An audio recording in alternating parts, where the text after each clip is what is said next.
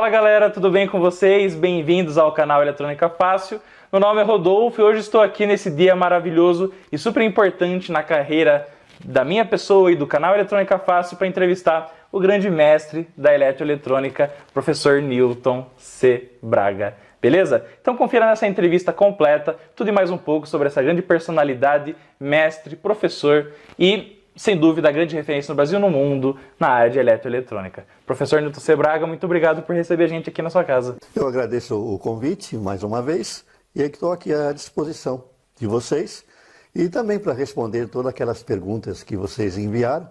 E já lembrando que é lógico que não cabe toda num vídeo só, aqueles que eu não responder ao vivo, eu depois vou me encarregar, já conversei com o Rodolfo, de responder ou pelo meu canal, ou ainda enviar para ele as respostas para que ele encaminhe as pessoas que as fizeram.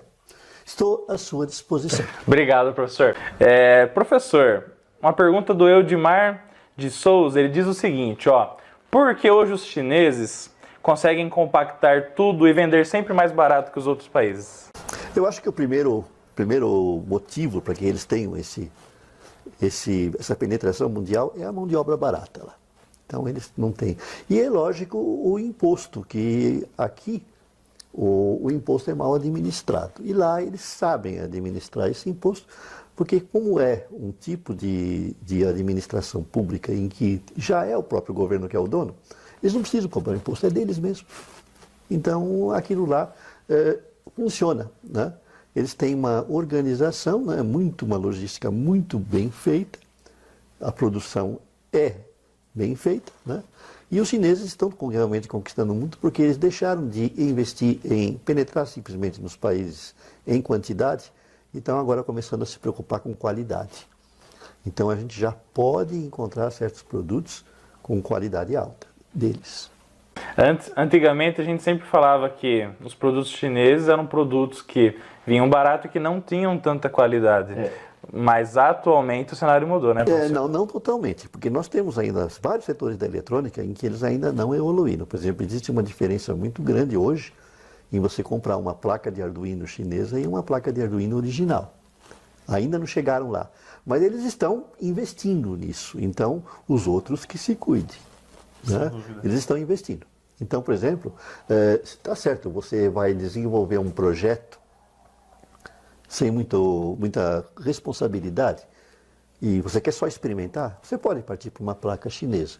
Mas se você pretende desenvolver um produto para um cliente, a coisa muda de figura.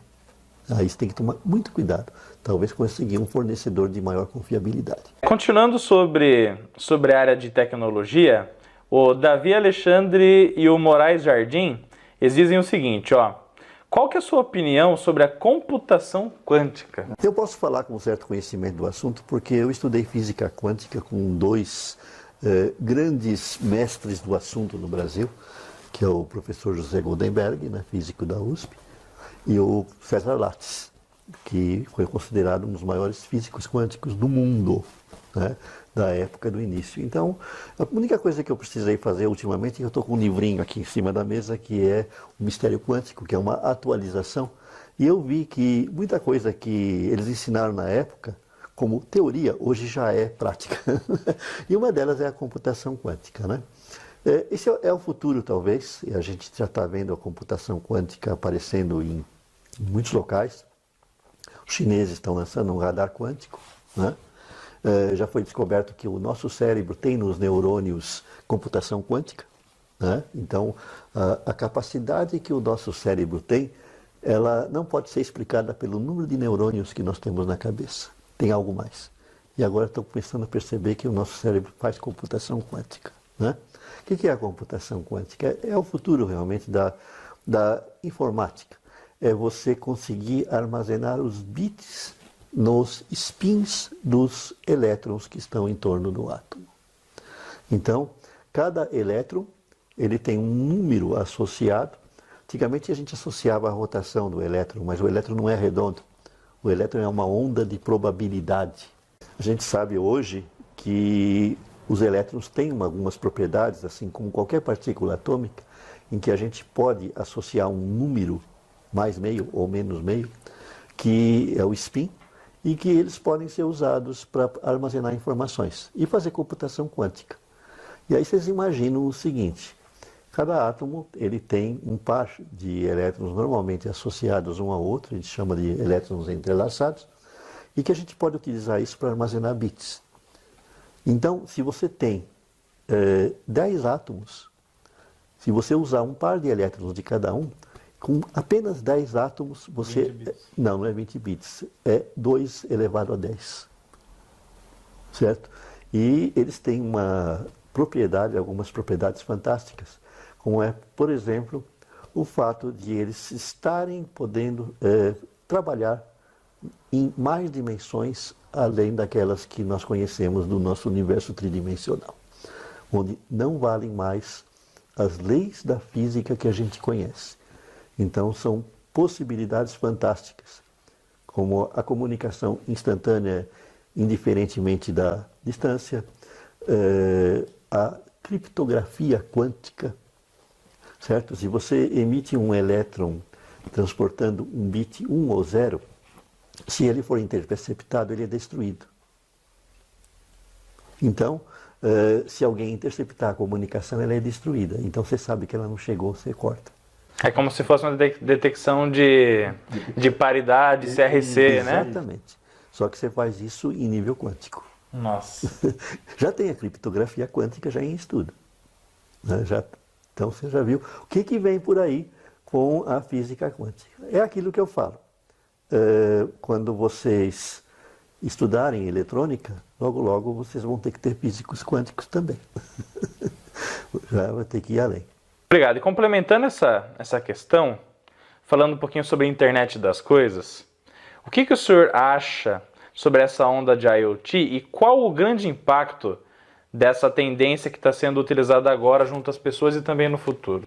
Como eu falei, a eletrônica das coisas, a IoT, a internet das coisas, ela é uma evidência de que a eletrônica está entrando não só nos objetos, como nas pessoas. Já existe não a IoT, mas a IOP, que é a internet das pessoas, né? Internet of Persons, né? Of People, né? E já existe a internet dos bichos também, né? Como já existe a internet das vegetais, né? Então, vocês sabem que os vegetais, eles têm sistemas nervosos rudimentares. E eles são excelentes sensores. A planta sabe quando vai chover. De repente, se você enfia uma internet com um chipzinho numa planta, né? Ela te avisa quando vai chover. Pelo teu celular, né? E dizem até, eu até falo isso em palestras, né? Que as plantas, elas conhecem quem cuida delas, né? Tem pessoas que falam com as plantas, né? Aí a planta cresce, né? Então a planta conhece teu estado de espírito, né? De repente você põe um chipzinho num vasinho de flores, né? E aquele vasinho de flores sabe quando você está nervoso ou não, quando você está de bom humor ou não. Aí você dá um vasinho de planta desses para sua esposa, né?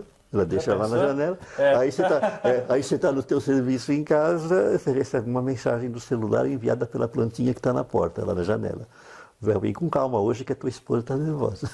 Futuro. O que a gente está percebendo é que a IoT é uma porta de entrada para a integração de toda a eletrônica com todos os seres vivos. A IoT é a ponta do iceberg, viu? Tem muita coisa aí. Muita coisa ainda, né? Os vestíveis, né? Tem muita coisa vindo na eletrônica.